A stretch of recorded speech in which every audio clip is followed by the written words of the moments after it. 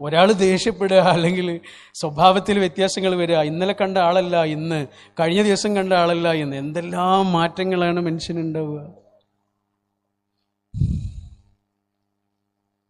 അല്ലേ? എന്തെല്ലാം മാറ്റങ്ങളാ ഒരു മനുഷ്യന്റെ ഉള്ളിൽ സംഭവിച്ചുകൊണ്ടിരിക്കുന്നത്.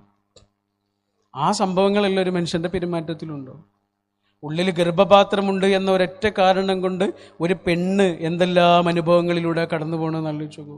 ഉള്ളിൽ ഗർഭപാത്രമുണ്ട് എന്ന ഒരൊറ്റ കാരണം കൊണ്ട് ഒരു പെണ്ണ് എന്തെല്ലാം അനുഭവങ്ങളിലൂടെയാണ് കടന്നു പോകുന്നത്.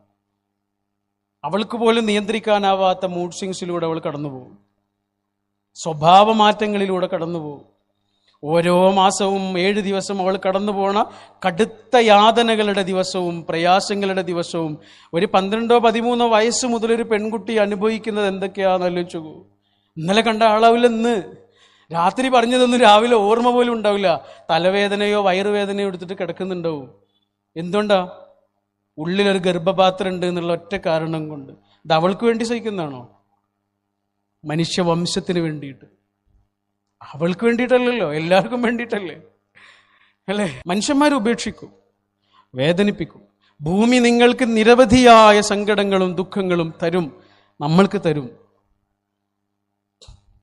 ഏറ്റവും പ്രിയപ്പെട്ട മനുഷ്യരും കൈയൊഴിയും. ആയുസ് മുഴുവനും കൂടെ ഉണ്ടാകുമെന്ന് പറഞ്ഞവരും കൈയൊഴിയും. സ്വപ്നങ്ങൾ തന്ന മനുഷ്യര് സ്വപ്നങ്ങളെ മാത്രമല്ല ഉറക്കത്തെപ്പോലും കട്ടെടുത്ത് കടന്നു കളയും.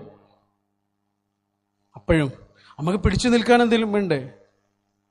നമ്മളെ അറിവൊന്നും ചിലപ്പോൾ സഹായിക്കണമെന്നില്ല, നമ്മൾ വായിച്ച മഹാഗ്രന്ഥങ്ങളും ചിലപ്പോൾ സഹായിക്കണമെന്നില്ല. പക്ഷെ നമുക്ക് പിടിച്ചു നിൽക്കണ്ടേ?